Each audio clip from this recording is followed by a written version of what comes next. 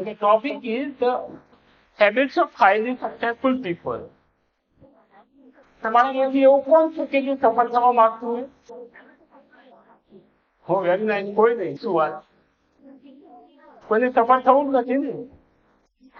કોઈ છે? Please rays your hand. તમારામાંથી કોઈ છે કે જે સફળ થવા માંગતું હોય જીવનમાં? યા, પુટ આઉટ. Very nice. હવે આમાંથી એવું કોઈ છે કે જે સફળ બની રહેવા માંગતું હોય? સફળ બની રહેવા માંગતું હોય, સફળતા ટકાવી રાખવા માંગતું હોય. Almost all. યસ ઓર નો? આપણે બધા શું જોઈએ છે? સફળ થવું છે કે સફળતાને ટકાવી રાખવી છે? ટકાવી રાખવી છે. Yes, very nice. આમાંથી કોઈ એવું નહીં હોય કે રોડ ઉપર ચાલતા કોઈ બી વ્યક્તિને આપણે પૂછીએ કે સફળ થવું છે કે સફળ બન્યા રહેવું છે, તો શું હશે? ઓપ્શન નંબર 2, સફળ બન્યા રહેવું છે. તો સફળતા કોઈ એક પોઈન્ટે મેળવવી નથી. જ્યાં સુધી જીવીએ આ પૃથ્વી પર ત્યાં સુધી સફળ બન્યા રહેવું. સફળ થવું અને સફળ બન્યા રહેવું બંનેમાં ઘણો ફરક છે. કોઈ એક પોઈન્ટે તો સફળતા મળી જાય. તમે 12 સાયન્સ પાસ કરીને આવ્યા એટલે સફળ થઈ ગયા છો, તો જ અહીંયા આવ્યા છો. હા કે ના? પણ જો એક સફળતા હવે ભૂલી જઈએ તો કદાચ જે ફિલ્ડમાં છીએ, એન્જિનિયરિંગના કોઈ બી ફિલ્ડમાં છીએ, બ્રાન્ચમાં છીએ, ડિસિપ્લિનમાં છીએ, એમાં કદાચ સફળતા પણ થઈ જાય. તો સફળ થવું અને સફળતાને ટકાવી રાખવી બંને વચ્ચે ઘણો ફરક છે. અને શું ફરક હોઈ શકે? કેવી રીતે આપણે સફળતાને ટકાવી શકીએ? How we will sustain the success through out the life. A topic ઉપર આપણે આજે થોડી વાતો કરીશું. બરાબર? इंसान आउट का मतलब है if we want to change the situation,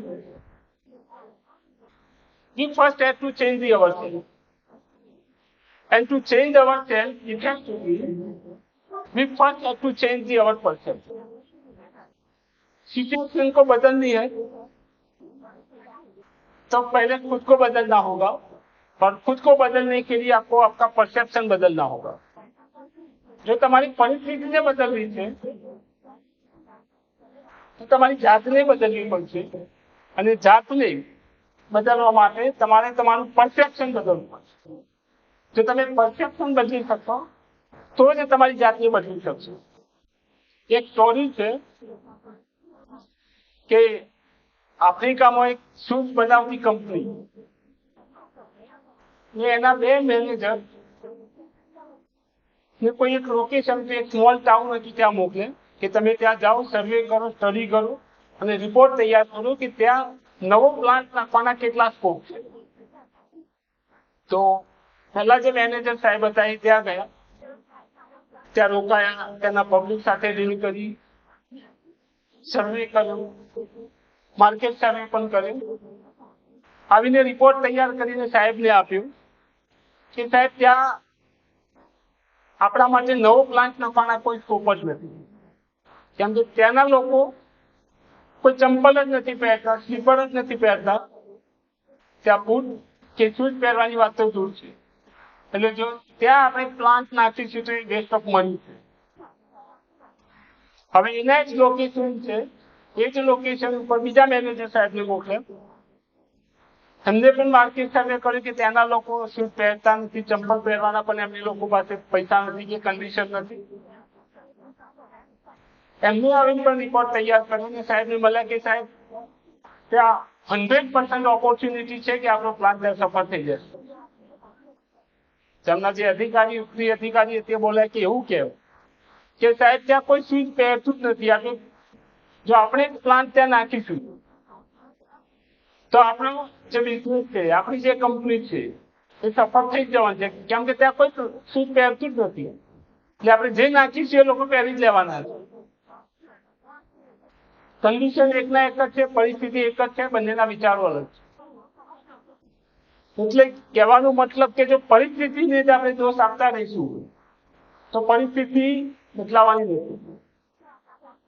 તમારે જો સિગ્નિફિકન્ટ ઇમ્પ્રુવમેન્ટ લાવવું છે તો તમારે તમારી જાતને જ બદલવી પડશે. એક જ વસ્તુ છે. પોતાની જાતને બદલવા માટે પોતાનું પરસેપ્શન બદલવું પડશે, એના વગર પોસિબલ નથી. Look at the picture and describe what you see. Picture को देखिए और बताइए क्या दिख रहा है. एक पिक्चर છે અને देखो ने बताओ કે શું દેખાય છે તમને. Yes, please anyone. શું દેખાય છે? Yes. એ બાજુ કોઈ જોઈ રહ્યું છે. Okay, very good. પછી બીજું કોઈ? ગન છે એનું સાઈડ વ્યૂ છે. સાઈડ દેખાય છે. ઓકે, બીજું? એક ગન એવું થઈ ગયું કે એનો સાઈડ દેખાય છે. એનો એનીથિંગ એલ્સ? બીજું કઈ? તમને એક નાનકડી છોકરી દેખાય છે? બધાને કદાચ દેખાતી હશે તેમ વાત કરી. સાઈડ છે, દેખી રહી છે આમ ઇનસાઇડ ધ સ્ક્રીન. દેખાય છે? જેને નેકલેસ મસ્ત એવું પહેર્યું છે, કઈ અલગ વેસ્ટર્ન કલ્ચર કંઈક પહેર્યું છે એવું દેખાય છે. હા કે ના? તમને ઓલ્ડ લેડી દેખાય છે? એક વૃદ્ધ બી દેખાય છે આમ, જેનું નાક બહુ મોટું છે, એકદમ આમ હતાશ થઈ ગયેલી હોય, ઉંમર થઈ ગઈ હોય એટલે બોડી કામ ના આવતું હોય, કોઈ હતાશ વૃદ્ધ સ્ત્રી દેખાય છે આમ? દેખાય છે કોઈ? Now see, now change the perception. એટલે बतावी दे कि चेंज द परसेप्शन. आप अभी एक ही परसेप्शन पे जी रहे हैं. जो आपका माइंड सेट है, जो आपकी कंडीशनिंग हुई है जिस तरह से, उसी तरह से आप देख रहे हो. इसलिए आपको वो लेडी दिख रही है जो साइड में दिख रहा, मतलब स्क्रीन की ओर दिख रही है, पंखा साइड जो आपको दिख रहा है, पर आपके फ्रंट में जो वो चलती है वो आपको नहीं दिखाई दे रही है. જેનું નાક મોટું છે, જેના વાળ એકદમ આમ વિખરેલા છે અને ચહેરો એકદમ હતાશ ઉદાસ છે. હવે આ એવું તો કોઈ મારી પાસે ટેબ્લેટ છે તમને આવું તો તરત પરસેપ્શન ચેન્જ થઈ જાય. એ તો તમારે બદલવું પડશે.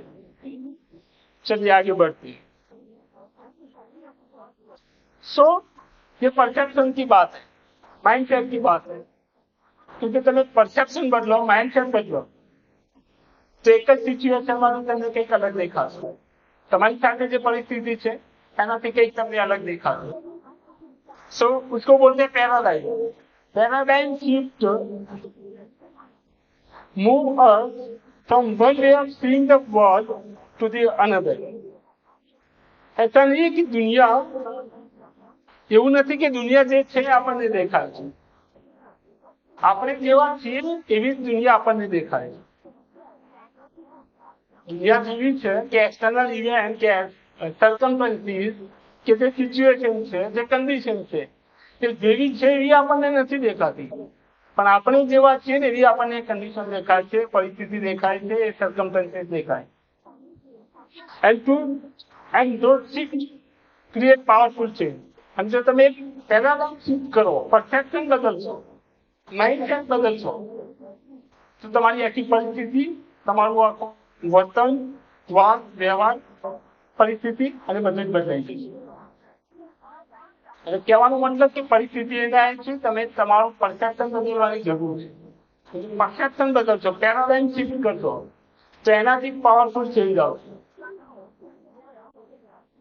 If we want to make relatively minor change in our life, we need to focus on attitude and behavior. તમારે તમારી જિંદગીમાં જો થોડો બદલાવ લાવવો હોય, પરિસ્થિતિ સુધારવી હોય, તો તમારા બિહેવિયર અને એટીટ્યુડને બદલવાનો પ્રયત્ન કરો. But if we want to change significant in our life, we need to work on basic paradigm. તમારે તમારા લાઈફની અંદર બહુ મોટો બદલાવ લાવવો હોય તો પેરાડાઇમ છે, પરસેપ્શન જે છે, માઇન્ડસેટ છે, અને બદલવાની જરૂર પડશે. જ્યાં સુધી માઇન્ડસેટ નહીં બદલાય, જ્યાં સુધી પેરાડાઇમ નહીં શિફ્ટ થાય, જ્યાં સુધી પરસેપ્શન નહીં બદલાય, ત્યાં સુધી તમારો એટીટ્યુડ બદલાય, તમારું બિહેવિયર બદલાય, તમારી પાસે સ્કિલ હોય તમારી પાસે નોલેજ હોય, તમારી પાસે ક્વોલિફિકેશન હોય, તમારી પાસે રિસોર્સિસ હોય, બહુ મોટો બદલાવ નહીં આવી શકે. એ ફિક્સ છે. એટલે કે જો બદલાવ ના હોય લાઈફની અંદર તો પેરાડાઇમ શિફ્ટ થવું જરૂરી છે, પરસેપ્શન બદલવું જરૂરી છે, માઇન્ડસેટ બદલવું જરૂરી છે. અને માઇન્ડસેટ બદલાશે તો જ પોસિબલ છે, અધરવાઇઝ નોટ. હેબિટ આવશે ક્યાંથી? હેબિટ બનાવી છે તો આવશે ક્યાંથી? પહેલી કન્ડિશન છે, પહેલી રિક્વાયરમેન્ટ છે વિચાર. જો તમારો વિચાર બદલાશે તો તમારી એક્શન બદલાશે, એક્શન બદલાશે તો તમારી હેબિટ બદલાશે, હેબિટ બદલાશે તો તમારું કેરેક્ટર બદલાશે, અને કેરેક્ટર બદલાશે તો તમારી ડેસ્ટિની, તમારું એન્ડ રિઝલ્ટ જે છે એ બદલાશે. એટલે જો એન્ડ રિઝલ્ટ બદલવું હોય, હાઈલી સક્સેસફુલ થવું હોય, તમારા ફિલ્ડમાં ટોપ લેવલ પર જવું છે તો તમારે શું બનવું પડશે? તમારું કેરેક્ટર. કેરેક્ટર બદલવા માટે તમારે સૌપ્રથમ જરૂર છે તમારી હેબિટ, અને હેબિટને બદલવા માટે તમારી એક્શન બદલાવી જોઈએ, અને એક્શન બદલવા માટે તમારા વિચારો બદલાવા જોઈએ. જ્યાં સુધી વિચારો બદલાય નહીં, વિચાર ચેન્જ નહીં થાય ત્યાં સુધી એક્શન બદલાશે નહીં. એક્શન નહીં ચેન્જ થાય તો હેબિટ નહીં બદલાય, હેબિટ નહીં આવે તો કેરેક્ટર નહીં બિલ્ડ થાય, અને કેરેક્ટર બિલ્ડ નહીં થાય તો તમારું ડેસ્ટિનેશન, તમારું જે એન્ડ રિઝલ્ટ છે એ તમને નહીં મળે. હેબિટ કેવી રીતે બદલવી? તેના ઉપર છે કે તમારા action, before the action is the thought, વિચાર. વિચાર બદલાવવો જોઈએ તો જ બદલાશે. જે પરસેપ્શનની વાત કરી, it is what? It is only the mind set. એના રૂટમાં જશો તો again there is a thought, વિચાર જ છે. So, what is habit? What is habit? Habit is a combination of knowledge, skill, and desire. Okay? Simple language में बात करूँ कि what is habit? तो habit is a combination of knowledge, skill, and desire. આ ત્રણ વસ્તુ હોય તો જ હેબિટ બને, બાકી ના બને. મેજોરિટી લોકો પાસે બે વસ્તુ હોય છે. કઈ બે વસ્તુ? મેજોરિટી તમારે હેબિટ કોઈ બનાવી છે, હેબિટ બિલ્ડ કરવી છે, ફોર્મ કરવી છે. દરેક વ્યક્તિ પાસે મેજોરિટી બે વસ્તુ હોય છે. એક હોય છે નોલેજ અને બીજી વસ્તુ સ્કિલ.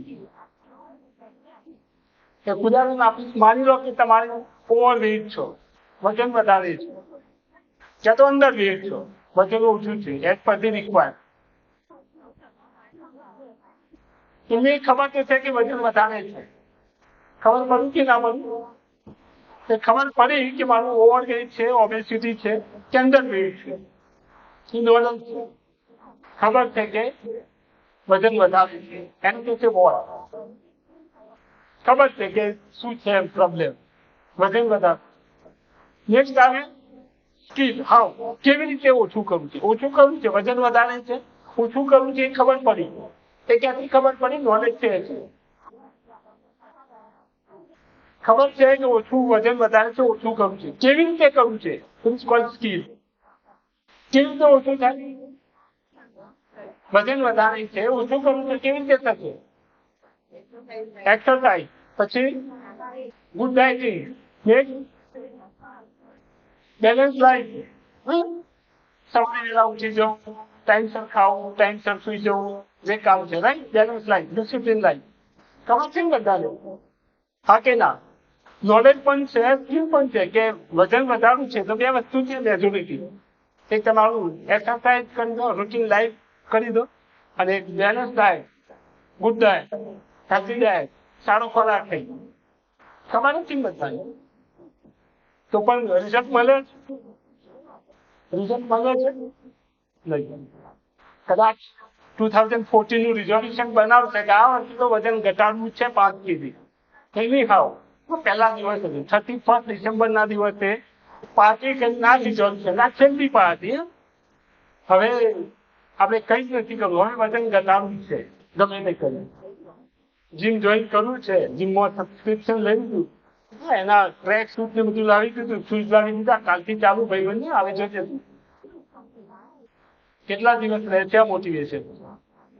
અઠવાડિયું, 10 દિવસ, 15 દિવસ, વધુ મહિનો. 1 મહિનાની અંદર તમારું મોટિવેશન 0. એટલે જો થર્ડ પેરામીટર હેબિટ બનાવવા માટે એ છે તમારું ડિઝાયર, ઈચ્છા હોવી કે મારે વજન ઘટાડવું છે. અંદરથી ઈચ્છા હોય છે, ગમે તે થાય વજન ઘટાડવું છે. ભલે મારી પાસે જીમમાં જવાના પૈસા નથી, જીમમાં જઈ શકું એવી કન્ડિશન હાલ નથી, તો મારે ગમે કરીને વજન ઉતારવું. તો થાય કે ના? જરૂરી નથી કે જીમમાં જઈએ તો જ વજન ઉતરે. જીમમાં જાય છે સારી બાબત છે, પણ વજન ઉતારવા માટે તમારે અંદરથી ડિઝાયર હોવી જોઈએ. મારી ઈચ્છા છે કે મારે વજન ઉતારવું. એક્સટર્નલ ઇન્ફ્લુએન્સિસ નથી કે કોઈએ કીધું ને મારે ઉતારવું છે, નહીં. મને ખબર છે કે વજન વધારે છે તો મારે ઉતારવું છે. ઈચ્છા હોવી જોઈએ, મોટિવેશન હોવું જોઈએ. અને મેજોરિટી લોકો પાસે જે નથી એ છે તમારું મોટિવેશન, ડિઝાયર. કે કેમ કરવું છે મારી પાસે નહીં. મારી ઈચ્છા છે કે મારે વજન વધારવું છે. મારી ઈચ્છા છે કે મારે આ ગુડ હેબિટ ડેવલપ કરવી છે. મારી ઈચ્છા છે એટલે આ કરવું છે. એવું નહીં કે કોઈએ મને કહ્યું એટલે મારે કરવું છે. એટલે ત્રીજો જે પેરામીટર છે હેબિટ બનાવવા માટે એ મેજોરિટી લોકો પાસે નથી હોતો, ને એ છે તમારી ડિઝાયર, તમારું મોટિવેશન. તમારી ઈચ્છા બી નથી હોતી. એક્સટર્નલ ઇન્ફ્લુએન્સીસ આવી ગયા છે એટલે અઠવાડિયા સુધી મોટિવેશન હોય છે, જીમમાં જઈએ છે, ડિસિપ્લિનમાં રહીએ છીએ, અઠવાડિયા પછી એ મોટિવેશન 0 લેવલ પર. અને થ્રેશોલ્ડ કન્ડિશન જે કહીએ બાય ડિફોલ્ટ ત્યાં આવી જઈએ છીએ. એટલે જો કોઈ હેબિટ બનાવીએ તો 3 વસ્તુ જરૂરી છે: knowledge, skill and desire. Knowledge and skill બધા પાસે હોય છે મેજોરિટી, પણ જે મેજર છે એ છે ડિઝાયર, ઈચ્છાઓ, મોટિવેશન. તો હેબિટ બનાવવા માટે 3 વસ્તુ જરૂરી છે: નોલેજ, સ્કિલ એન્ડ ડિઝાયર. તમારી હેબિટ જેવી હશે એ પ્રમાણે તમારી કેરેક્ટર બિલ્ડ થશે. આપણે કહીએ છીએ કે પેલા વ્યક્તિ સારા છે. કેમ સારા છે? કેમ કે એમની આદતો સારી છે. સ્વયંસુ વ્યક્તિ સારા છે, સ્વયંસુ વ્યક્તિ ખરાબ છે. ખરાબ વ્યક્તિ એની ખરાબ આદતોના કારણે ઓળખાય છે, સારો વ્યક્તિ એની સારી આદતોના કારણે ઓળખાય છે. તમારી જેવી હેબિટ છે એ હેબિટ તમને ડિપેન્ડન્સથી ઇન્ડિપેન્ડન્ટ તરફ લઈ જશે, અને ઇન્ડિપેન્ડન્સથી ઇન્ટરડિપેન્ડન્ટ. તમારી જેવી હેબિટ છે તમને ડિપેન્ડન્ટ માંથી ઇન્ડિપેન્ડન્ટ અને ઇન્ડિપેન્ડન્ટ માંથી ઇન્ટરડિપેન્ડન્ટ. ડિપેન્ડન્ટ એટલે શું કે આપણે જન્મ લઈએ છીએ એટલે આપણે બીજા ઉપર આધારિત હોઈએ છીએ, મમ્મી પપ્પા ઉપર. કદાચ આપણી પાસે જો પેરેન્ટ્સ ના હોય તો કદાચ એકાદ વીક આપણે સર્વાઈવ કરી શકીએ. તમારી પાસે જો કોઈ હોય જ ના તો તમે કદાચ એકાદ વીક સર્વાઈવ કરી શકો. જેમ જેમ મોટા થઈએ છીએ તેમ તેમ શું થતા જઈએ છીએ? Independent, individual. આપણે કોઈની પર આધારિત નથી રહેવું પડતું. અને પછી જે પ્રોફેશનલ કરિયરની વાત આવે છે અને થાય શું કે આપણે એન્જિનિયર બની જઈએ કે કોઈ સારી ડિગ્રી આવી જાય, જોબ મળી જાય, પછી શું થાય છે? મારે કોઈની જરૂર નથી. હવે હું ઇન્ડિપેન્ડન્ટ છું. પેરેન્ટ્સની પણ જરૂર નથી કે કોઈની પણ જરૂર નથી. પણ એકચ્યુઅલમાં જો સફળ થવું હોય ને સફળતાને ટકાવી રાખવી હોય તો ઇન્ડિપેન્ડન્ટ પછીનું જે કોઈ સ્ટેજ છે તો એ છે ઇન્ટરડિપેન્ડન્ટ. એકબીજા ઉપર આધાર.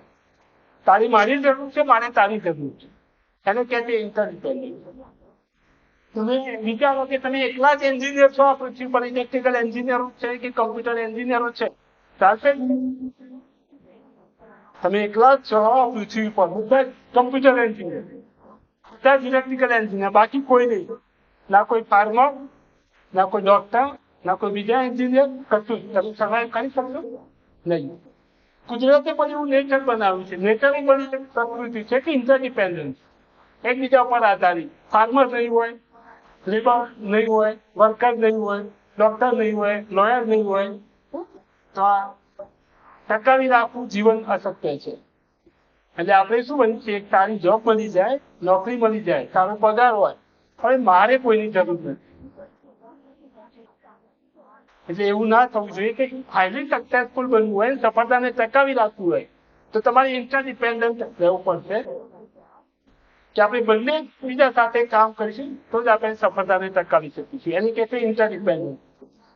મારી તારી જરૂર છે, તારી મારી જરૂર, તો આપણે બંને સાથે કામ કરીને આગળ વધીએ, તેને કહે છે ઇન્ટરડિપેન્ડન્સ. હું પહેલી 3 હેબિટ જે શેર કરીશ તમારી સાથે એ તમને ડિપેન્ડન્સથી ઇન્ડિપેન્ડન્સ બનાવશે.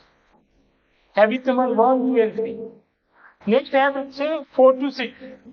એ તમને ઇન્ડિપેન્ડન્ટ ટુ ઇન્ટરડિપેન્ડન્ટ કેવી રીતે બનવું એ બનાવશે. અને લાસ્ટ હેબિટ છે હેબિટ નંબર 7. એ તમને ઓવરઓલ ડેવલપમેન્ટ માટે કામ આપશે. એટલે ટોટલ આજે હું 7 હેબિટ શેર કરવાનો છું. એમાંથી 3 તમને ડિપેન્ડન્ટથી ઇન્ડિપેન્ડન્ટ બનાવશે. હેબિટ નંબર 4 to 6 તમને ઇન્ડિપેન્ડન્ટ ટુ ઇન્ટરડિપેન્ડન્ટ. લાસ્ટ હેબિટ 7 તમને ઓવરઓલ ડેવલપમેન્ટ માટે કામ આવશે. And the first habit is the proactive. Be proactive. Proactive का मतलब है कि इनिशिएटिव लेना नहीं है कि હું ઇનિશિયેટિવ લઉં, હું શરૂઆત કરું ને આગળ લીડરશીપનું કામ કરું, ત્યાં સુધી સીમિત નથી. Actually, we are responsible for our lives. આપણી જિંદગી માટે આપણે જવાબદાર છીએ. Our behavior is a function of our decision, not our condition. આપણું જે બિહેવિયર છે, આપણું જે વર્તન છે એ આપણા ડિસિઝન પ્રમાણે છે, આપણી કન્ડિશન પ્રમાણે ના હોવું જોઈએ. કન્ડિશન બદલાય એ પ્રમાણે બિહેવિયર બદલાવવું ના જોઈએ. આપણે જે ડિસિઝન લઈએ છીએ એ પ્રમાણે આપણું બિહેવિયર બદલાવવું જોઈએ. રિસ્પોન્સિબિલિટીનો મતલબ છે કે રિસ્પોન્સ પ્લસ એબિલિટી. તમારે રિસ્પોન્સ આપવાની એબિલિટી કેવી છે એને કહે છે રિસ્પોન્સિબિલિટી. એટલે આપણે રિસ્પોન્સ કેવો કરીએ છીએ, કોઈ બી પરિસ્થિતિ આવે, કોઈ બી સર્કમસ્ટન્સીસ આવે, કોઈ બી કન્ડિશન આવી, તે કન્ડિશનમાં આપણો બિહેવિયર, આપણો રિસ્પોન્સ કેવો હોય છે, એ બિહેવિયર પ્રમાણે, એ રિસ્પોન્સ પ્રમાણે આપણી ડેસ્ટિનેશન સિલેક્ટ થતું હોય છે. 2 પ્રકારના વ્યક્તિઓ છે, એક પ્રોએક્ટિવ અને બીજા રિએક્ટિવ. જો તે જ આપણે ઘરેથી નીકળીએ છીએ કોલેજ આવવા માટે કે ઓફિસ જવા માટે, શું થશે? વરસાદ આવે શું થશે? શું રિએક્શન હોય છે? તમે મસ્ત તૈયાર થઈ, શૂઝ બૂઝ પહેરીને બેગ લઈને તૈયાર થઈ ગયા છો, જેવા દરવાજો ખોલીને બહાર આવો છો, ધોધમાર વરસાદ તરત જ ચાલુ થાય. શું રિએક્શન હશે? આજે અત્યારે ચાલુ થવાનું હતું, મારે નીકળવાનું છે ને, લાભ ઘણું બધું. હા કે ના? હવે ક્યાંથી જઈશ ને, કેવી રીતે જઈશ ને?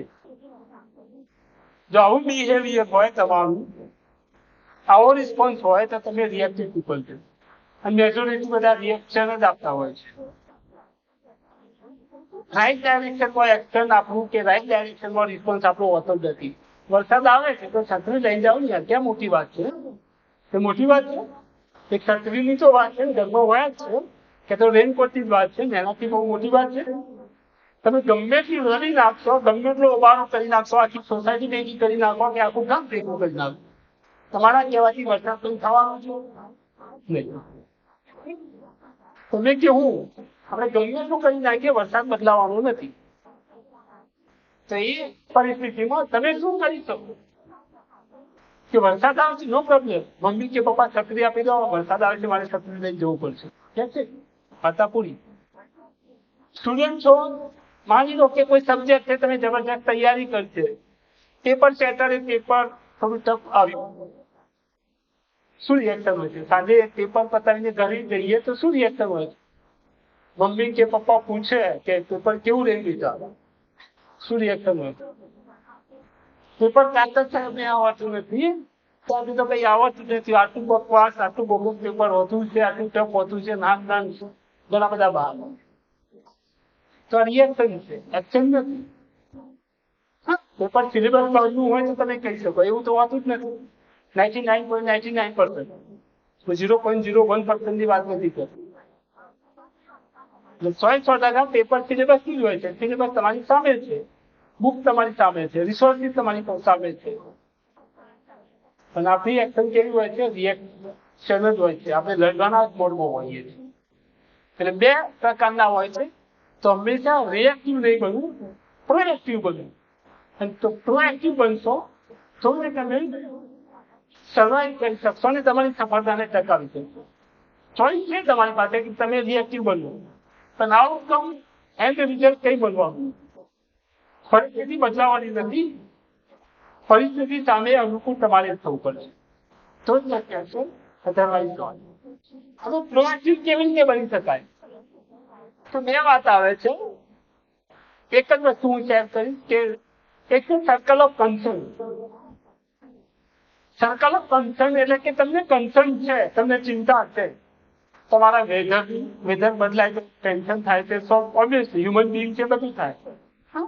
ડિઝાસ્ટર ચેન્જ થાય, અધર બિહેવિયર, બીજા લોકોનું બિહેવિયર બદલાય, ઇકોનોમી ચેન્જ થાય, ન્યૂઝમાં કંઈક અલગ આવે, યુદ્ધ થાય, નેશનલ લેવલ હોય, ઇન્ટરનેશનલ લેવલ કે આપણી સોસાયટીમાં આજુબાજુ સાથે યુદ્ધ થાય, તો કન્સર્ન છે કે આ ના થવું જોઈએ. પણ એ પરિસ્થિતિ તમારા હાથમાં છે નહીં. તમે વેધર બદલી શકવાના નથી, તમે ડિઝાસ્ટર બદલી શકવાના નથી, દેશની ઇકોનોમી તમે બદલી શકવાના છો નો. યુદ્ધ થશે ઇન્ડિયા પાકિસ્તાન કે ગમે તે સાથે, તમે કંઈ કરી શકવાના છો નો. તો આ બધું કન્સર્નમાં છે, તમારા હાથમાં નથી.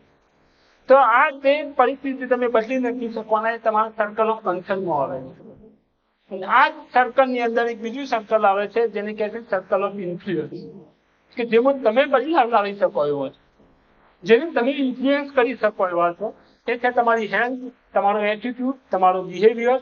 તમે શું વાંચી શકો છો એ કરી શકો, તમે શું જોવો છો એ ચેન્જ કરી શકો, તમે શું ખરીદી કરી શકો છો. મતલબ કે તમે જે બદલી શકતા હો એ તમારા હાથમાં છે. જેને કહે છે સર્કલ ઓફ ઇન્ફ્લુઅન્સ, કે આને તમે ઇન્ફ્લુઅન્સ કરી શકશો, બધું જ તમારા હાથમાં છે ને. ઓકે, તો તમારે જો પ્રોએક્ટિવ બનવું છે તો તમારું ફોકસ હંમેશા સર્કલ ઓફ ઇન્ફ્લુઅન્સ જે છે એને વાઇડર, મોટું કરવાની જરૂર છે. જેટલું તમારું સર્કલ ઓફ ઇન્ફ્લુઅન્સ જે છે એ વધશે, એ વાઇડર થશે, એ મોટું થશે, તો જ તમે રિએક્ટિવ મોડમાંથી પ્રોએક્ટિવ મોડમાં જઈ જશો. સામે જો તમે સર્કલ ઓફ ઇન્ફ્લુઅન્સ નાનું કરશો, તમે જેને કંટ્રોલ કરી શકો છો એ કંટ્રોલ કરવાની વાત છે. એ ઇવેન્ટ જે છે, એ સર્કમસ્ટન્સીસ છે, એને જો નાના કરતા જશો તો તમે રિએક્ટિવ બાજુ જતા રહો. અને ચોઈસ તમારી છે કે તમારે શું કરવું છે, પ્રોએક્ટિવ બનવું છે કે રિએક્ટિવ બનવું છે. Choice is up to you. અને સર્કલ ઓફ કન્સર્ન વધારવા માટે તમે સારા લિસનર બની શકો, બેટર સ્ટુડન્ટ બની શકો, મોર કોઓપરેટિવ થઈ શકો અને મોર ડેડિકેટેડ થઈ શકો. જો આ તમે કંઈક સ્ટેપ છે ફોલો કરો તો તમારું સર્કલ ઓફ ઇન્ફ્લુઅન્સ જે છે એને તમે વધુ ને વધુ મોટું કરી શકશો, વાઇડર કરી શકશો. અને એ તમને પ્રોએક્ટિવ બનાવશે from the reactive. Proactive test મેં એક્સરસાઇઝ મૂકી છે. Don't argue for the other people weakness. બીજા લોકોની વીકનેસ માટે આર્ગ્યુમેન્ટ ના કરો. તમારી પણ વીકનેસ છે, તમે પણ 100% નથી, ના હું પણ નથી, કોઈ નથી. તો બીજા પીપલની જે વીકનેસ છે, બીજા લોકોની જે વીકનેસ છે એને સ્વીકાર, એના માટે આર્ગ્યુમેન્ટ કરશો નહીં. When we make a mistake, admit it, correct it and learn from it. જ્યારે ભૂલ છે તેને સ્વીકારી લો, સુધારી લો અને એમાંથી કંઈક નવું શીખવાનો પ્રયત્ન. Don't get into blaming and accusing mode. આરોપ આપવાના મોડમાં જશો નહીં. બહાના બનાવશો નહીં. આરોપ ના આપશો કે આ થઈ ગયું, આનો વર્ક છે, આનું ફોલ્ટ છે. No, don't do this. And last છે work on the things you have control over. અને જેને તમે કંટ્રોલ કરી શકો, જેના ઉપર તમારો કંટ્રોલ છે એ બદલવાનો પ્રયત્ન કરો, એના પર કામ કરો, તો તમે પ્રોએક્ટિવ બની શકશો અને તમારું જે સર્કલ છે મોટું કરી શકો. સેકન્ડ હેબિટ છે begin end in mind. Begin with end in mind. શું મતલબ થાય આનું? Yes, please anyone? Yes? Yes, exactly. Very nice. End રિઝલ્ટને ધ્યાનમાં રાખીને શરૂઆત કરી. એક ઉદાહરણ આપી છે, સમજાઈ જશે કે તમે અહીંયા એન્જિનિયરિંગમાં એડમિશન લીધું છે. એન્ડ રિઝલ્ટ તમારું 4 વર્ષે આવવાનું છે, તમારું ફાઇનલ માર્કશીટ. એ રિઝલ્ટને ધ્યાનમાં રાખીને તમે અત્યારે ફર્સ્ટ સેમિસ્ટરથી તૈયારી કરશો, ફર્સ્ટ સેમિસ્ટરથી પ્રિપરેશન કરશો, તો તમારું રિઝલ્ટ, તમારા પર્સન્ટેજ, તમારી માર્કશીટ સારી હશે. હા કે ના?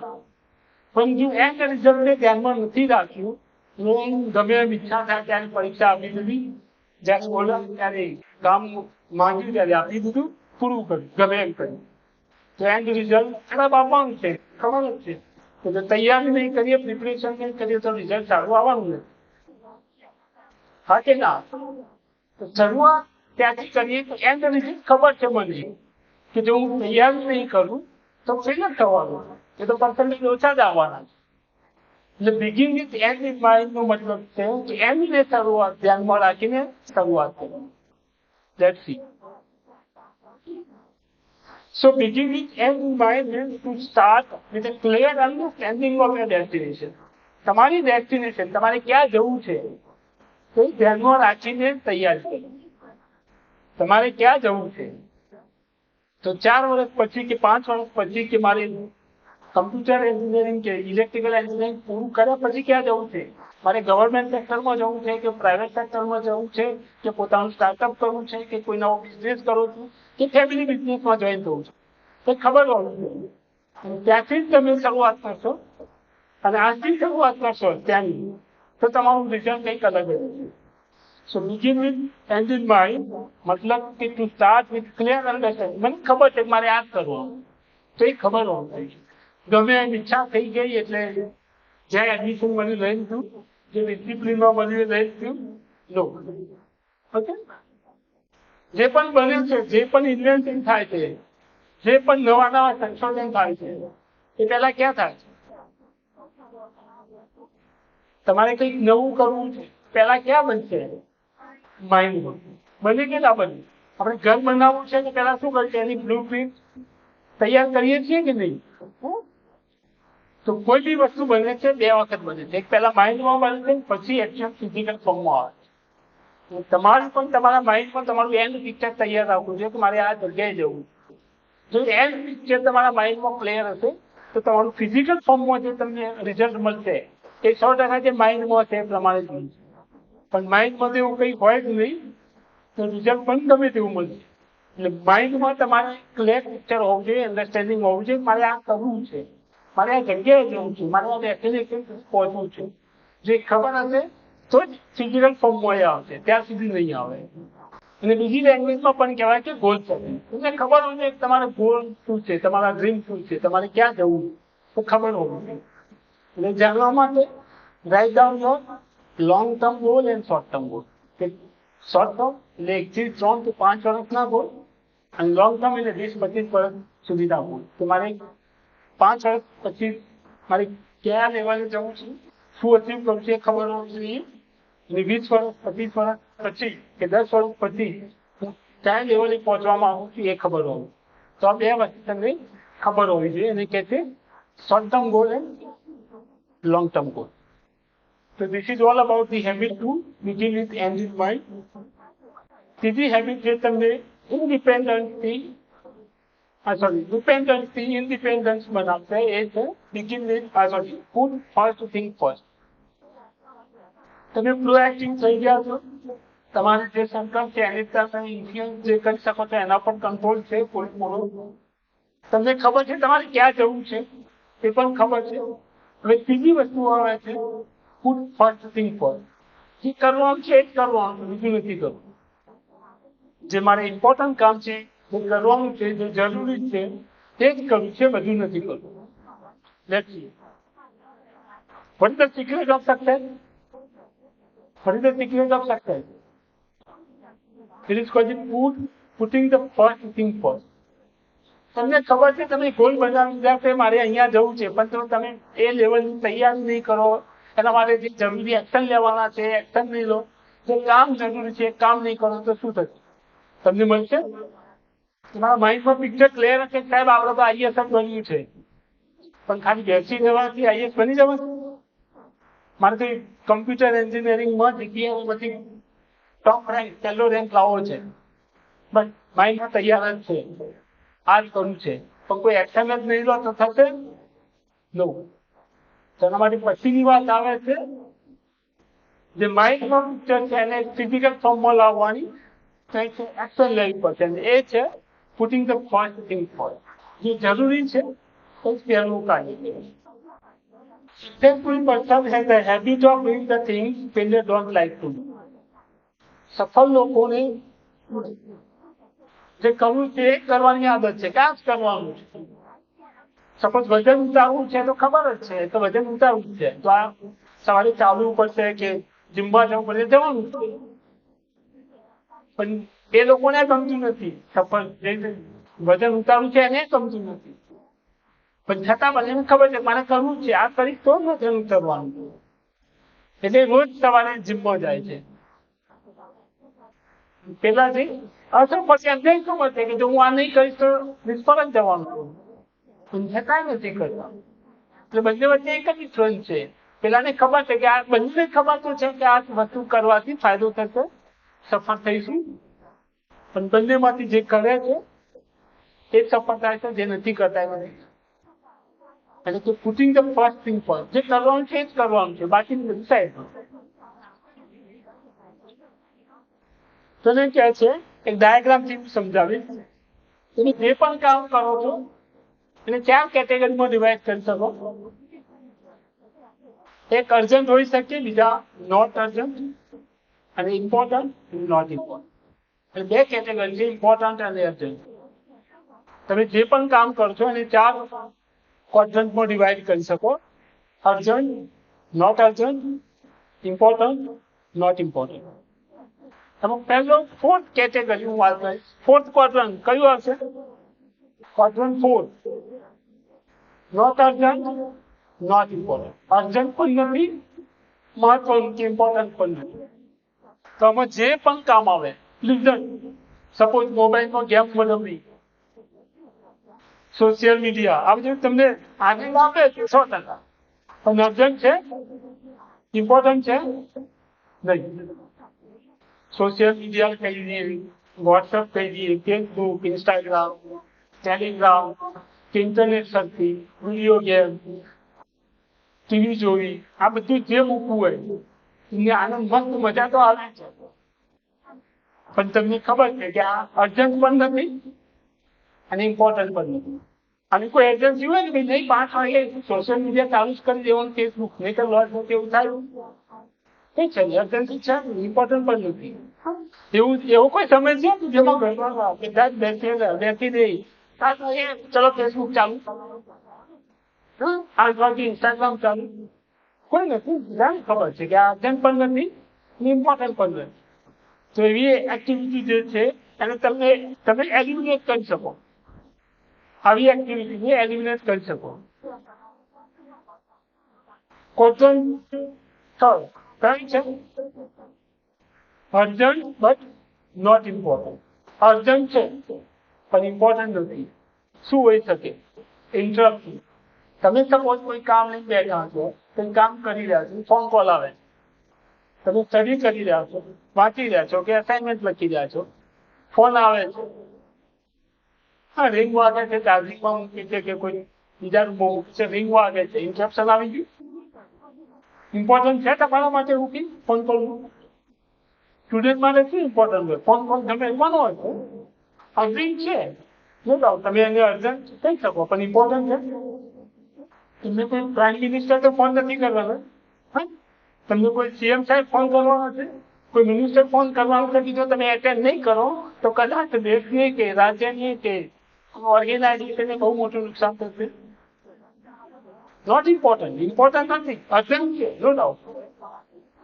ઓકે, તો એવા જે કામ છે એને તમે ડેલિગેટ કરી શકો, એટલે બીજાને સોંપી શકો એવા કામ. Okay, question 2, not urgent but important. Urgent નથી પણ ઇમ્પોર્ટન્ટ છે. શું આવી શકે આમાં? અર્જન્ટ નથી પણ ઇમ્પોર્ટન્ટ છે. શું આવી શકે?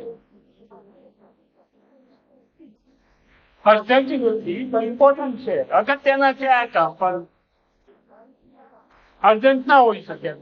શું આવશે એમાં? સપોઝ અસાઇનમેન્ટ લખવું છે, અસાઇનમેન્ટ લખવાનું તમે શેડ્યુલ કર્યું છે કે વાંચવાનું શેડ્યુલ કર્યું છે, અને તરત જ મમ્મી એમ કહે છે કે બજારમાં જઈને દૂધ લઈ આવો.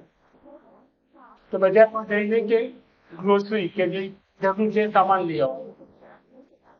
તો તે શું છે? તમારા માટે ઇમ્પોર્ટન્ટ કામ શું છે? અસાઇનમેન્ટ લખવું. દૂધ લાવવું એ તમારા માટે student point of view important કામ નથી, પણ એ કેમ છે એટલે તમે શું કરશો? જવું પડશે. ઇમ્પોર્ટન્ટ કામને છોડીને પણ તમારે ત્યાં જે કામ આપ્યું છે, જે કામ સોંપ્યું છે એ માટે જવું પડશે. હા કે ના? તો એ કામનું ઇમ્પોર્ટન્સ તમારા માટે નથી. દૂધ લાવવું એ તમારા માટે ઇમ્પોર્ટન્ટ નથી, મમ્મી માટે ઇમ્પોર્ટન્ટ છે પણ તમારા માટે નથી. છતાં તમારે જવું પડશે. અર્જન્ટ છે કે તો મહેમાન આવે છે, આ વસ્તુ ખૂટે છે, લઈ આવો. અર્જન્ટ છે પણ એનું ઇમ્પોર્ટન્ટ નથી.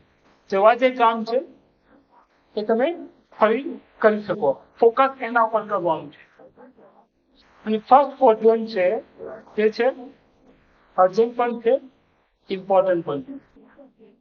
અસાઇનમેન્ટ સબમિટ કરવાનું છે. સાહેબે અસાઇનમેન્ટ આપ્યું છે કે ટ્યુટોરિયલ આપ્યું છે કે પ્રોજેક્ટ આપ્યું છે. જે દિવસે આપણે 10 દિવસની ડેડલાઇન આપી છે, 10 દિવસનો ટાઈમ આપ્યો છે. પહેલા દિવસથી અર્જન્ટ નથી, ઇમ્પોર્ટન્ટ છે. આજે અસાઇનમેન્ટ આપે છે તો આજે તમારા માટે ઇમ્પોર્ટન્ટ કામ છે, પણ આજે પૂરું કરી દેવું એ ઇમ્પોર્ટન્ટ નથી. અર્જન્ટ એટલી અર્જન્સી નથી. પણ જો તમે 10 દિવસ સુધી પૂરું જ નહીં કરો, છેલ્લો 10મો દિવસ આવી ગયો, શું થશે? એ કામ શું બની જશે? અર્જન્ટ પણ થઈ ગયું, ઇમ્પોર્ટન્ટ તો હતું. ઇમ્પોર્ટન્ટ પણ છે અને અર્જન્ટ પણ છે. જો કોઈ ડેડલાઈન તમે ચૂકી જાઓ, ટાઈમ પ્રમાણે કામ નથી થતું, તમારાથી પૂરું નથી કરી શકતા, તો શું થશે? સેકન્ડ ક્વોડ્રન્ટની જે એક્ટિવિટી છે એ એક્ટિવિટી ફર્સ્ટ ક્વોડ્રન્ટમાં શિફ્ટ થઈ જશે. અર્જન્ટ નતું, ઇમ્પોર્ટન્ટ હતું, તમે ટાઈમસર પૂરું ના કર્યું તો એ એક્ટિવિટી ક્યાં જતી રહી? એ એક્ટિવિટી થઈ ગઈ સેકન્ડ ક્વોડ્રન્ટમાંથી આવી ગઈ ફર્સ્ટ ક્વોડ્રન્ટ. અને એ બની જશે તમારી અર્જન્ટ અને ઇમ્પોર્ટન્ટ. ઓકે, તે પ્રમાણે તમે ટાઈમ શેડ્યુલ કરી તમે first thing first habit develop કરી શકો. ક્વેશ્ચન પૂછીએ કે what one thing could you do you are not doing right now that if you did on a regular basis would make a tremendous positive difference in your life, academic life. કે રીતે કઈ એક વસ્તુ છે કે જે તમે અત્યારે નથી કરી રહ્યા, કે જે રેગ્યુલર તમે કરો તો એનાથી તમારી લાઈફમાં ટ્રીમેન્ડસ બહુ જાજો બહુ જબરજસ્ત પોઝિટિવ રિઝલ્ટ આવશે. તો કઈ એક્ટિવિટી છે? Quadrant 2 activity. કે એવી કઈ એક્ટિવિટી છે, એવું જે કાર્ય છે કે જે તમે અત્યારે નથી કરી રહ્યા પણ તમે રેગ્યુલર બેઝિસ ઉપર કરશો, જેનાથી તમને કંઈક સારું પોઝિટિવ રિઝલ્ટ મળશે. તો એ છે તમારી ક્વોડ્રન્ટ 2 એક્ટિવિટી, ઇમ્પોર્ટન્ટ એક્ટિવિટી, જે અગત્યની એક્ટિવિટી છે, જેનું કદાચ અર્જન્સી નથી પણ ઇમ્પોર્ટન્ટ છે એવી એક્ટિવિટી કરશો તો તમે એનાથી આઉટકમ જે તમારું છે ડિઝાયર આઉટકમ, ડિઝાયર રિઝલ્ટ મળશે. તો અહીંયા 3 હેબિટ આપણે પૂરી કરી, habit 1, 2 and 3. Now we are moving from public private. અત્યાર સુધી 3 હેબિટ આવી એ તમારી પર્સનલ ડેવલપમેન્ટની હતી, એને કહે છે પ્રાઇવેટ વિક્ટરી, મારી પોતાની જીત. પ્રાઇવેટ વિક્ટરી પછી આવે છે પબ્લિક વિક્ટરી. પબ્લિક વિક્ટરી મતલબ પ્રાઇવેટ વિક્ટરી પછી તમારી જાતની જીત પછી આવે છે તમારા ઓર્ગેનાઇઝેશન, જેના માટે તમે કામ કરી રહ્યા છો, જ્યાં કામ કરી રહ્યા છો તેની જીત. અહીંયા જે હેબિટ આવશે એ તમને ટ્રાન્સફર કરશે from independence to interdependence. Habit 1 and 2 and 3 તમને ટ્રાન્સફર કરે છે ડિપેન્ડન્સ ટુ ઇન્ડિપેન્ડન્સ, અને હવે જે હેબિટ આવશે 4, 5 and 6 એ તમને ટ્રાન્સફર કરશે ઇન્ડિપેન્ડન્ટ ટુ ઇન્ટરડિપેન્ડન્ટ. 3 હેબિટ ડેવલપ થઈ ગઈ, તમને રિઝલ્ટ મળી જાય છે. એટલે મેં અગાઉ વાત કરી, હવે મારે કોઈની જરૂર છે ત્યાં પૂરી નથી થતી. મેં જેમ ઉદાહરણ અગાઉ આપ્યું એ પ્રમાણે કે વી ઓલ આર ઇન્ટરકનેક્ટેડ, અમે બધા એકબીજા સાથે કનેક્ટેડ છીએ. કમ્પ્યુટર એન્જિનિયર હશે, ઇલેક્ટ્રિકલ એન્જિનિયર વગર ચાલશે, અને સપ્લાયર નહીં આપી તમારું કામ કરશે, પીસી ચાલુ નહીં થશે. તમે કે battery electrical engineer, mechanical engineer છે, કેમિકલ એન્જિનિયર છે. હા, બેટરી લેવા પછી ક્યાંથી સપ્લાય થાય? સાહેબ સોલર લાઈટ છે, સોલર એલટીવીટી ક્યાંથી હોય છે? કેમિકલ. હા, એટલે વી ઓલ આર ઇન્ટરકનેક્ટેડ કહેવાનો મતલબ. Habit number 4, think win-win. Habit number 4, think win-win. જોઈએ શું છે પેરાડાઇમ ઓફ હ્યુમન ઇન્ટરેક્શન. આપણે જે ઇન્ટરેક્શન કરીએ છીએ એના 4 પેરાડાઇમ છે. પેલું છે વિન લૂઝ, હું જીતું તું હારે. પહેલો જે પેરાડાઇમ છે, પહેલું જે ઇન્ટરેક્શન છે એમાં હું જીતીશ તું હારે. આવું ક્યાં શક્ય છે? અત્યારે તો દરેક જગ્યાએ આ ફંડામેન્ટલ ચાલુ છે, ગમે તે મારી જીત થઈ.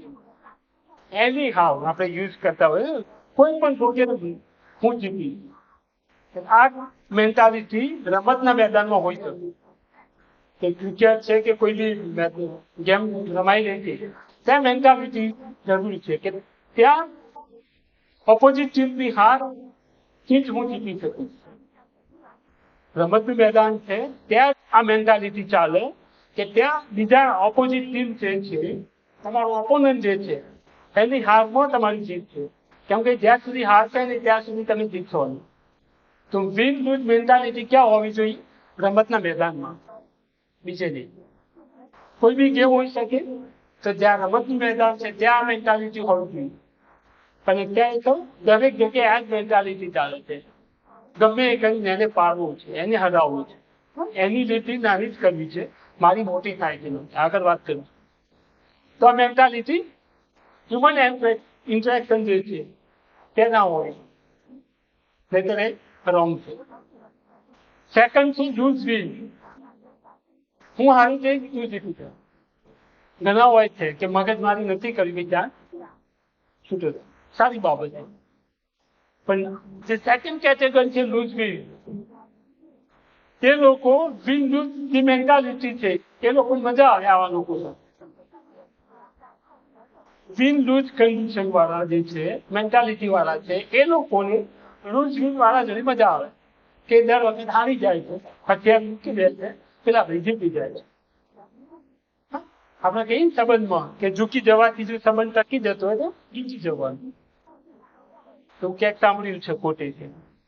સો લૂઝ વિન ક્યાં હોય છે કે ઘણી મેન્ટાલિટી હોય છે કે ભાઈ મારે મગજમારી નથી કરી, જાય તું જીતી જા, સારી બાબત છે. પણ મેજોરિટી આવી કન્ડિશન ક્યાં હોય છે? માર્કેટમાં હોય છે. ભાઈ બજારમાં કેટલા રૂપિયા આપે? 20 રૂપિયા લઈ 20 રૂપિયા આપવા, ભાઈ લઈ જાય બને છે. તો ત્યાં જે સેલર છે મૂકી દે છે, ભાઈ જાય શું છે. એવી જ રીતે શૂઝ લેવા જઈએ, મોબાઈલ લેવા જઈએ, બાર્ગેનિંગ કરીએ ત્યાં બાર્ગેનિંગ જ્યાં કરીએ છીએ ત્યાં લૂઝ વિન મેન્ટાલિટી હોય છે. આવે છે લૂઝ લૂઝ. આ ક્યાં હોય? તું એ હારી છે, હું એ હારી છે. આવી ક્યાં હોય છે? આવી મેન્ટાલિટી ક્યાં જોઈ છે તમે? ક્યાં હોય છે? પછી ઉદાહરણ મસ્ત છેલ્લે આવશે. ક્યાં હોય છે? લૂઝ લૂઝ, તું પણ હારે હું પણ હારે. ક્યાં હોય છે લૂઝ લૂઝ મેન્ટાલિટી? તમારામાંથી કોઈની છે લૂઝ મેન્ટાલિટી? કોઈની છે? હા કે ના તો બોલો. નથી કોઈની? Okay, let's see. હવે માની લો કે તમે કોઈ જોબ માટે ઇન્ટરવ્યુ આપવા જાઓ છો. તમે તમારા મિત્ર બંને જ ગયા કે તમારો ક્લાસ આખો જાય છે કે અહીંયા પ્લેસમેન્ટ ડ્રાઈવ છે, તમારા ઇન્ટરવ્યુ ચાલે છે, બરાબર. હવે તમે તમારા રિઝ્યુમમાં લખ્યું છે મારે આટલી સેલેરી 50, ફોર એક્ઝામ્પલ, કે 50,000 એક્સપેક્ટેડ સેલરી 50,000. હવે ઇન્ટરવ્યુ એને પૂછે છે, બે ઓપ્શન આપે છે કે you will get 15,000 per month as a salary and your friend will get 60,000 per month. મારે બે વ્યક્તિઓ જોઈએ છે, તમે તમારા મિત્ર બે સેમ લેવલના છો, મેં તમને બંનેને સિલેક્ટ કર્યા છે. હવે સેલરીનું ડિસ્કશન થઈ જાય, તમને પૂછે છે બોલાવીને ઇન્ટરવ્યુ તો તમને 50,000 આપીશ, તમારા મિત્રોને 60,000. Option A. Second option, you will get 40,000 and your friend will get 30,000. તમને 40,000 મળશે, તમારા મિત્રને 30,000. શું આવશે?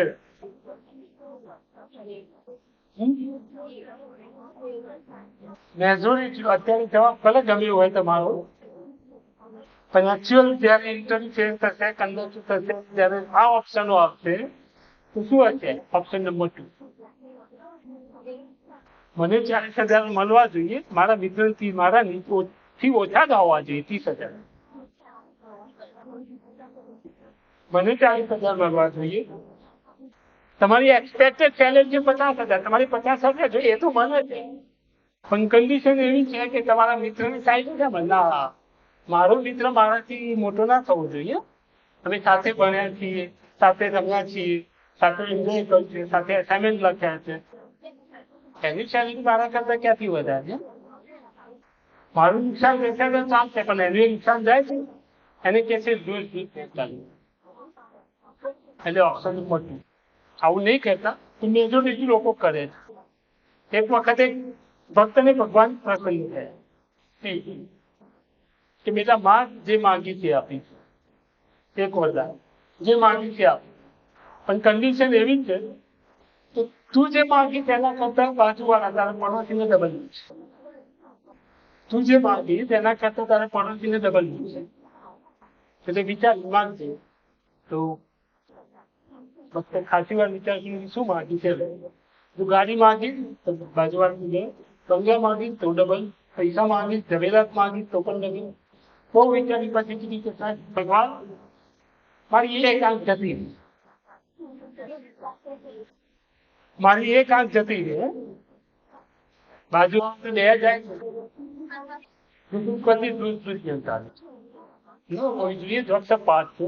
પણ આવી છે માર્કેટમાં કન્ડિશન. હું હારીશ તો ચાલશે, મને 30,000 મળશે, 40,000 મળશે તો ચાલશે, પણ મારા ઓપોનન્ટને, મારા વિરોધીને, કે જે મારો કોમ્પિટિટર છે એને તો મારા કરતા ઓછા જ મળવા જોઈએ. તો એ પણ ના હોવું જોઈએ. લાસ્ટ છે વિન વિન. તું પણ જીતે, હું પણ જીતે, આપણે બંને જીતીએ. એટલે જો ઇન્ટરેક્શન છે, જ્યાં ઓર્ગેનાઇઝેશન છે, જ્યાં બધા સાથે મળીને કામ કરવાનું, ત્યાં વિન વિન મેન્ટાલિટી હોવી. અને જો વિન વિન મેન્ટાલિટી હશે તો જ આપણે બંને સર્વાઈવ કરી શકીશું, બંને સફળ થઈશું. ના હું એકલી સફળ થઈશ, ના તું એકલું સફળ થઈશ. આ વાર્તા સાંભળી હશે, સાંભળી છે? શું છે? શું હોય છે વાર્તામાં? કાચબું અને સસલું, એમ કઈક વાર્તા આવશે. શું હોય છે? રેસ લગાવવાની છે. સસલાભાઈ દોડી જાય છે, પછી એમ લાગ્યું કે ઓવર કોન્ફિડન્સ કહી શકીએ, સસલા આરામ કરી લઉં, પાવર નેપ લઈ લઉં. કાચબાભાઈ શું જીતવાના? સુઈ ગયા. કાચબાભાઈ ધીમે ધીમે ધીમે કરતા ટાર્ગેટ સાથે ડેસ્ટિનેશન સુધી પહોંચી ગયા અને જીતી ગયા. આ અહીંયા સુધી તો બધા સાંભળી છે કહાની, વાર્તા સાંભળેલી. એટલે કહે છે કે slow and steady win the race. ધીમે ધીમે ચાલીએ પણ કન્સિસ્ટન્સી સાથે ચાલીશું તો જીતી જઈશું. ત્યાં સુધીની મોરલ એ છે. કન્ક્લુઝન. હવે ટ્વિસ્ટ આવે છે. જો આજ કહાની આપણી સાથે બનતી હોય આપણે શું કરીએ? રાત્રે જઈ સ્ટ્રેટેજી બનાવીએ, પ્લાનિંગ કરીએ કે કાચબાભાઈ જીતી ગયા છે તો કઈ રીતે હરાવવું. તો સસલાભાઈ પણ રાતે ગયા, વિચાર્યું હવે શું કરું તો કાચબાભાઈને હરાવ. તો વિચાર આવ્યો કે બીજા દિવસે કાચબાભાઈ પાસે પહોંચ્યા કે ફરી રેસ લગાડો. કાલે તો તમે બાય એક્સિડન્ટ જીતી ગયા છો, ફરી રેસ લગાવીએ, જોઈએ કોણ જીતે છે. પણ આ વખતે રસ્તો હું નક્કી કરું. કાચબાભાઈ કે કઈ વાંધો નહીં, તમે રસ્તો નક્કી કર્યો. તો રસ્તો એકદમ માટી વાળો, એકદમ માટી હોય ને એવો રસ્તો કહીએ, ફૂલ માટી. તો ત્યાં કાચબાભાઈને ચાલુ નથી થયું. તો રેસ લગાવી, ઓબ્વિયસલી સસલાભાઈ કૂદકા મારતા મારતા પહોંચી ગયા, જીતી ગયા. કાચબાભાઈ હારી ગયા. સસલાભાઈ કે જોયું ને, તમે તો કાલે બાય એક્સિડન્ટ બાય તમે જીતી ગયા છો, અસલી વિનર તો હું જ છું. જોયું ને આજે હું જીતી ગઈ. કાચબાભાઈ કે સાચી વાત. હવે કાચબાભાઈ રાતે ગયા, ઊંઘ ના આવે, હારી ગયા છે, કંઈક કરવું પડશે એમ. આપણે હારી જઈએ તો થાય, હું સ્ટ્રેટેજી બનાવીએ. ક્રિકેટના મેદાનમાં જો હારી ગયા હોય, ટેસ્ટમાં હારી ગયા હોય, બીજા દિવસે રાતે સ્ટ્રેટેજી બનાવી, પ્લાનિંગ કરી કેવી રીતે સામેવાળાને હરાવો. તો કાચબાભાઈએ એવું વિચાર્યું. બીજા દિવસે ત્રીજા દિવસે એકચ્યુઅલી સસા પાસે આવે કે ફરી રેસ લગાવી, પણ આ વખતે રસ્તો હું નથી કર્યો. સસાભાઈ ઓલ કોન્ફિડન્સ, નો પ્રોબ્લેમ, ગમે તે રસ્તો હોય હું જીતી જઈશ. તો કાચબાભાઈએ રસ્તો એવો પસંદ કરેલો કે આગળ તળાવ આવે, નદી આવે, પાણી આવે. ચાલવાનું થયું, તળાવ પાણી હોય ત્યાં એટલું ના ચાલી શકે. કાચબાભાઈ ફટાફટ તરતા ડેસ્ટિનેશન સુધી પહોંચી ગયા. કાચબાભાઈ જીતી ગઈ. કાચબાભાઈ કે ક્યાં છે તમારી સ્કીલ? આજે તો હું જીતી ગઈ. નક્કી એવું થયું કે જો પાણી વાળો રસ્તો હશે તો કાચબાભાઈ જીતશે, માટી વાળો રસ્તો હશે, રફ રોડ હશે, રફ રસ્તો હશે તો સસલાભાઈ જીતશે. કે એવું કરી આપણે બંને ભેગા થઈ અને જ્યાં માટી વાળો રસ્તો છે ત્યાં હું સસલાભાઈ કે તમે મારા ઉપર બેસી જશો, હું ત્યાં ચાલી લઈશ. તણાવ આવે તો હું તમારા ઉપર બેસી જઈશ, તણાવમાં તમે ચાલી જશો, તો આપણે બંને જીતી જઈશું. એટલે કહેવાનો મતલબ એવું કે લાઈફમાં એવું તો જરૂરી નથી કે રફ જ રસ્તો હશે. તમારું પસંદ, તમને જે પસંદ છે, તમારો જે ફેવરિટ રસ્તો છે એવું જ મળશે, એવું તો છે જ નહીં. એટલે કેવી સિચ્યુએશન હોય છે કે આપણે બંને ભેગા થઈએ અને કામ કરીએ તો જીતી જઈએ, તો જ શક્ય બનશે. એટલે કોઈ બી જગ્યાએ હોઈએ, દરેક વખતે પરિસ્થિતિ આપણા અનુકૂળ નહીં હોય. ક્યાંક આપણી લિમિટેશનો હશે, કારણ કે આપણા સાથે જે કલિક કામ કરશે એની લિમિટેશન હોય. તો બંને સાથે કામ કરીશું તો બંને પરિસ્થિતિ કોઈ પણ આવશે સફળ થઈશું. તો આપણી મેન્ટાલિટી વિન વિન સિચ્યુએશન હોવી જોઈએ. એ જ વિન વિન સિચ્યુએશન તમને ઇન્ડિપેન્ડન્સથી ઇન્ટરડિપેન્ડન્સ બનાવશે. નેક્સ્ટ આવે છે habit number 5, seek first to understand then to be understood. પહેલા સાંભળો અને પછી સમજાવો. સમજાવું છું. સોલ લેવલ ઓફ કમ્યુનિકેશન. આપણે જે પણ કંઈ કરીએ તે શું છે? One kind of communication. તમે જે કંઈ પણ કરી રહ્યા છો એ કમ્યુનિકેશન છે. આપણે અત્યારે જે થઈ રહ્યું છે કમ્યુનિકેશન. તો કાં તો તમે લખતા હોય, વાંચતા હોય, કાં તો લખતા હોય, રાઇટિંગ કરતા હોય, ક્યાં તો સ્પીકિંગ આવે, ક્યાં તો લિસ્નિંગ આવે. 4 વસ્તુ હોય: રીડિંગ, રાઇટિંગ, સ્પીકિંગ અને લિસનિંગ. આ 3 વસ્તુ, રીડિંગ, રાઇટિંગ અને સ્પીકિંગ, એ બધું શીખવાડવામાં આવે છે. તમે જ્યાં સુધી ભણશો ત્યાં સુધી આ 3 વસ્તુ શીખવાડવામાં આવે છે. કોઈ દિવસ કેવી રીતે સાંભળવું શીખવાડવામાં આવે છે? સાંભળવું કેવી રીતે નહીં, કેવી રીતે લખવું આવે છે, કેવી રીતે વાંચવું, હવે એના પણ કોર્સ છે. કેવી રીતે બોલવું એના પણ કોર્સ છે. કેવી રીતે સાંભળવું એનો કોઈ કોર્સ નથી. તમે જોયું છે? નહીં. Okay. Most people do not listen with the intent to understand. They listen with intent to reply. Majority લોકો સમજવા માટે સાંભળતા નથી, રિપ્લાય આપવા માટે સાંભળે છે. Most people do not listen with the intent to understand. સમજવાના ઈરાદા સાથે સાંભળતા નથી, રિપ્લાય આપવાના ઈરાદા સાથે સાંભળે છે, અને એટલે જ પ્રોબ્લેમ થાય છે. તો 4 લેવલ ઓફ લિસનિંગ છે, સોરી 5 લેવલ એકચ્યુઅલી. 5 પ્રકારના લિસનિંગના પ્રકાર છે. એક છે ઇગ્નોરિંગ. આપણે શું કરતા હોઈએ છીએ? જે સાંભળીએ છીએ આપણે, જ્યારે કમ્યુનિકેશન થઈ રહ્યું હોય છે તો ત્યારે કરતા છો ઘણા બધા ઇગ્નોર. જે કેવું એ કે કઈ ફેર પડતું ઇગ્નોર. સેકન્ડ છે પ્રિટેન્ડિંગ. ક્લાસમાં થતું હોય છે કે હા દોડ કરતા હોય, હા સાંભળી, હા માથું લાવીએ, ક્યાં લશ્કર દ્વારા છે ખબર નહીં પડે, ખાલી દોડ કરીએ છીએ. ડોંગ કરતા હોય, ડોંગ લાઈક ધેટ, પ્રિટેન્ડિંગ. થર્ડ છે સિલેક્ટિંગ. થોડું થોડું ક્યાંક રમૂજી જેવું આવે તે સાંભળીએ છીએ, બાકી બધું સ્કીપ કરીએ. Selective listening. નેક્સ્ટ છે અટેન્ટિવ. સાંભળીએ છીએ, ખાલી ધ્યાનથી સાંભળીએ છીએ, શું થઈ રહ્યું, શું સાંભળી ખબર નહીં પણ ધ્યાન દઈને બેઠા છીએ, માઇન્ડ તો ક્યાંક અલગ હતું, એને કે અટેન્ટિવ. અને લાસ્ટ છે એમ્પેથિક લિસનિંગ. મોસ્ટ પાવરફુલ લિસનિંગ જે છે એ એમ્પેથિક લિસનિંગ છે. હૃદયપૂર્વક સાંભળવું, ધ્યાનથી સાંભળવું, હૃદયપૂર્વક સાંભળવું. એવું કહેવાય છે કે જે કમ્યુનિકેશન થાય છે એ વર્ડ દ્વારા, શબ્દો દ્વારા તો 10% છે. અહીંયા જે કમ્યુનિકેશન થયું છે શબ્દો દ્વારા 10% છે.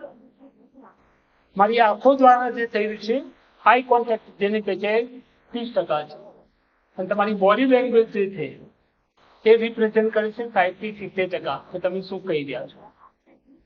તમારી બોડી, તમે જો વાત થઈ આપણે બોલવાના એટલે ખબર પડી જાય કે જે બોલે છે 10% જ છે અને એનું આઈ કોન્ટેક્ટ અને એની બોડી લેંગ્વેજ બધું જ કહી દે છે.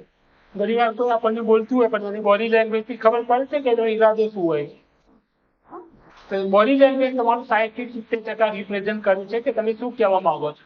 શબ્દો તમારા ગમે તે શબ્દો તમે એકદમ વ્યવસ્થિત હોય પણ જો બોડી લેંગ્વેજ હોય એ તમને ખબર પડી જાય કે શું કહેવા માંગે છે. તો બોડી લેંગ્વેજ નો રોલ ઇમ્પોર્ટન્ટ છે. તો 5th લેવલનું જે લિસનિંગ છે એમ્પેથિક, હૃદયપૂર્વક સાંભળવું. You listen with your ear, but you also and more importantly listen with your eyes and heart. તમે તમારા કાનથી તો સાંભળો છો પણ વધારે ઇમ્પોર્ટન્ટ છે કે તમારી આઈ કોન્ટેક્ટ અને હૃદયથી સાંભળવું. કે આપણે શાંતિથી સમજી વિચારી સાંભળીએ કે બોલવું શું બોલવું. ઘણી વાર કોઈ પ્રોબ્લેમ હોય, તમારો મિત્ર પ્રોબ્લેમ લઈને આવે એને શાંતિથી આપણે બેસીને જે સાંભળીએ છે એ પિક્ચર કંઈક બતાવ્યું છે, તમને ઘણું બધું કહી રહી છે કે એ રીતે જે સાંભળીએ એને કહે છે એમ્પેથિક લિસનિંગ. એ થવું જોઈએ. પણ આપણો ટાર્ગેટ શું હોય છે? રિપ્લાય આપવાના ટાર્ગેટ સાથે સાંભળવાનું. હજી તો એની વાત શરૂ પણ ના કરી હોય ત્યાંના ત્યાં વચ્ચે તે વાત ઉડાડી દેવાની અને ઈચ્છા થાય તો બોલી નાખવાનું. અને એના પહેલા સાંભળવું એ શું કહેવા માંગે છે, એના હાવભાવ શું છે એ સમજો, પછી એને રિપ્લાય આપો. સમજ્યા વગર જો સાંભળશો તો કોઈ મતલબ વગર નથી. એટલે જો ઇન્ટરડિપેન્ડન્ટ થવું હોય તો તમારે seek first to understand and then to be understood. પહેલા તમારે સાંભળવા પડશે, સમજવા પડશે, પછી સમજાવવા પડશે. 6th હેબિટ છે સિનર્જાઇઝ. શું લખ્યું છે? 1 + 1 is not equal to 2. It is more than 2. 1 + 1 is not equal to 2. It is more than 2. 1 + 1 2 નથી, એના 2 થી વધારે છે. According to mathematics, 1 + 1 is equal to 2, right? એક ઉદાહરણ આપે. માની લો કે તમે એક પંચથી એક ઈંટ ને તોડી પાડો. એક પંચથી તો 2 ઈંટ ભેગી કરી તો 2 પંચથી તૂટવી જોઈએ. અકોર્ડિંગ ટુ મેથેમેટિક્સ, જો એક ઈંટને તમે એક પંચ લગાવો છો તોડી પાડો, હું 2 ઈંટ કમ્બાઈન કરી દઉં તો તમારી 2 પંચથી તૂટવી જોઈએ. Yes or no? According to mathematics 1 + 1 is equal to 2. તો એક ઈંટને એક પંચથી જો તમે તોડી શકતા હો તો 2 ઈંટને તોડવા માટે 2 પંચ જોઈએ, પણ 2 પંચથી તૂટશે? નો, 2 પંચથી તૂટશે નહીં. Maybe a 3, maybe a 4, 5, 10, depends. કહેવાનો મતલબ કે 1 + 1 is not equal to 2. Yeah, it is equal to 2 in mathematics, as per the mathematics. But when we interact with the people, it is not equal to. It is more than 2, maybe a 3, maybe a 13, maybe a 500, maybe a 1000. એટલે જો તમે એકલા ચાલ્યા જશો, એકલા ચાલતા રહે તો ભલે જ રહેશો. પણ જો તમે ભેગા મળીને કામ કરશો, સાથે મળીને કામ કરશો, સિનર્જાઇઝ ક્રિએટ કરશો, એક એનર્જી ક્રિએટ કરશો, તો એનર્જી કોમ્બિનેશન ઇન્ડિવિજ્યુઅલ જે છે તો બધામાં સરવાળો કરો એના કરતાં પણ વધુ. બની શકે કે તમને કોઈ પ્રોજેક્ટ આપ્યો છે, એમાં તમારું ટેકનિકલ સ્કિલ સારું છે, તમારા મિત્રની પ્રેઝન્ટેશન સ્કિલ સારી છે, બીજો કોઈ મિત્ર છે અને ઇન્ટરનેટ ઉપરથી ડેટા કઈ રીતે ફાઇન્ડ કરો એ સ્કિલ સારું છે, તો જો તમે ત્રણે ભેગા થઈ જશો તો એ જે આઉટકમ મળશે it is not equal to 3.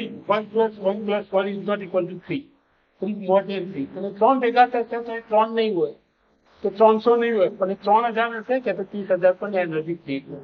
એટલે ગ્રુપમાં કામ કરો, બધાની એનર્જી ભેગી કરો, સિનર્જાઇઝ કરો, પછી કામ કરશો તો એ જે રિઝલ્ટ આવશે it is not equal to 2. It is more than 2.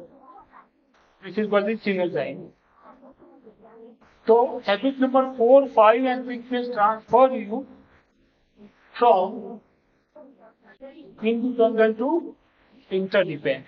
Interdependent એટલે એકબીજા સાથે મળીને ભેગા મળીને કામ કરવું અને આપણે બધા જ પીપી તો અને એ ડેવલપ કર્યું છે તે હેબિટ 4, 5 અને 6 ડેવલપ કર્યું છે. And the last habit is the sharpen the shoe. એક વાર્તા કદાચ તમે બધાએ સાંભળી હશે કે લાકડા કાપવા વાળો જંગલમાં લાકડા કાપી રહ્યો હતો, તો સવારથી સાંજે લાકડા જ કાપાઈ જાય. તો પહેલા દિવસે જયારે શરૂઆત કરી તો એક દિવસના 5, 10 કે 20 જેટલા વૃક્ષો ઝાડ એને કાપી કાઢ્યા. બીજા દિવસે 20 માંથી ઓછા 15 થયા. ત્રીજા દિવસે કદાચ 10 થઈ ગયા. ચોથા કે 5મા દિવસે 5. પછી તો આખા દિવસમાં કદાચ એકાદ ઝાડ જ કાપી શકે. બાજુમાં જેનો મિત્ર હતો, સાથે જેનો મિત્ર હતો, એ રોજ 20 ઝાડ કાપવું. તો થોડા પછી મળ્યા તો કે તે કેટલા ઝાડ કાપ્યા? એટલે કે મારા 5 દિવસના 100 થયા. કે તારે તો મારા તો લગભગ 30-32 જ થાય. કે આવું કે તું રોજ 20 કાપી શકે છે, મારે કેમ આવું છે? તો પેલા પ્રશ્ન પૂછ્યું કે તે તારી જે કુહારી છે, જે કરબતી છે, સો છે, એને કઈ સારું કર્યું છે? એની દાળ કાઢી છે, આપણે કહીએ છીએ દાળ કઢાવી છે કે ના, એ તો મેં કદી જ નથી કર્યું. કે હું રોજ રાત્રે ઘરે જઈ 1 કલાક આની જે સો છે, કરવત છે, એની દાળ કાઢવી અને સાફ કરવું. રોજ ઘરે જઈને 1 કલાક કે જે ટાઈમ છે મારી કરવત જે છે, સો જે છે, એની હું દાળ કાઢું. અને કે તું કે મેં તો આવું કઈ કર્યું જ નથી. મેં તો પહેલા દિવસે જે કુહાડી કે જે કરવત લીધી છે, જે સો લીધી છે, બસ એના સાથે કામ કરી રહ્યું છું. તો કે મારી દાળ જે છે બુટી થઈ ગઈ છે. કહેવાનું મતલબ એ તમે જયારે તમારી ડિગ્રી પૂરી કરો પછી આપણે શું માનીએ છીએ? હવે તો એજ્યુકેશન પૂરું થઈ ગયું, હવે કઈ શીખવાનું બાકી છે. હવે તો હું કમ્પ્યુટર એન્જિનિયર, ઇલેક્ટ્રિકલ એન્જિનિયર થઈ ગયો કે મિકેનિકલ સિવિલ થઈ ગયો, હવે તો મારે કંઈ કરવાની જરૂર છે નહીં. મેં તો જે એજ્યુકેશન લેવું હું એ લઈ લીધું છે, હવે કઈ જરૂર છે? પણ તે એજ્યુકેશન પૂરું થતું નથી. જ્યાં સુધી તમે તમારી દાળ ને શાર્પન નહીં કરો, તમારી જે સોચ છે એને શાર્પન નહીં કરો, તમારી જે સ્કિલ છે એને અપગ્રેડ નહીં કરો, એને અપડેટ નહીં કરો, તો એક દિવસ એવું પણ આવશે કે તમારો જે આઉટકમ મળવું જોઈએ, જે રિઝલ્ટ મળવું જોઈએ, તે લેવલની રિઝલ્ટ નહીં.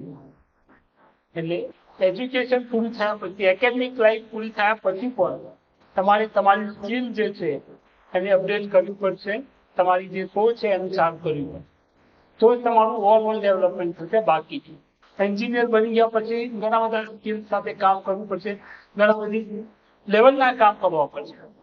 તો જો તમારી સ્કિલ અપડેટ નહીં થતી જાય, લર્નિંગ નહીં થાય, તો અર્નિંગ નહીં થાય. એવું કહેવાય છે કે શીખના બંધ તો જીતના બંધ, શીખવાનું બંધ તો જીતવાનું બંધ.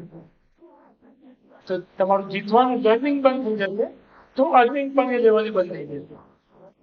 એટલે જેમ જેમ પ્રોગ્રેસ થાય તો ખાલી વર્ષના કેલેન્ડર બદલાવા ના જોઈએ, સાથે સાથે તમારી સ્કિલ જે છે, તમારું જે નોલેજ જે છે, તમારી ઇન્ફોર્મેશન જે છે એ પણ સાથે સાથે વધવું જોઈએ. અને એ વધશે તો જ તમારું રિયલ અર્થમાં ડેવલપમેન્ટ થશે, તો જ તમે હાઈલી સક્સેસફુલ બની રહેશો અને સફળતાને ટકાવી શકો. અધરવાઇઝ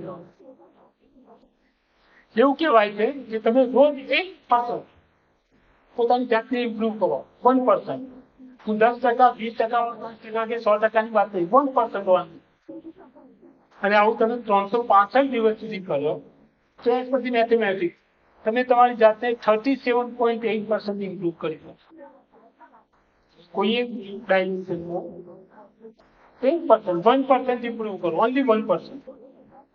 તો 1 વર્ષ પછી તમારામાં 37.8 એટલે ઓલમોસ્ટ 38% નું ઇમ્પ્રુવમેન્ટ હશે.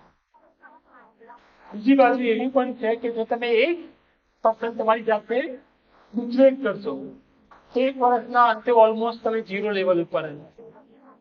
એટલે તમે તમારી સ્કિલ અપડેટ નહીં કરો, 1% રોજ અપડેટ કરશો, 1 વર્ષ પછી 37% ઇમ્પ્રુવમેન્ટ હશે. અને 1% વર્ક કરતા જશો તો almost you will touch the 0 reference line. કહેવાનો મતલબ કે શાર્પન શું. તો લાસ્ટ હેબિટ જે છે એ છે overall development. Okay, so thank you very much for this talk.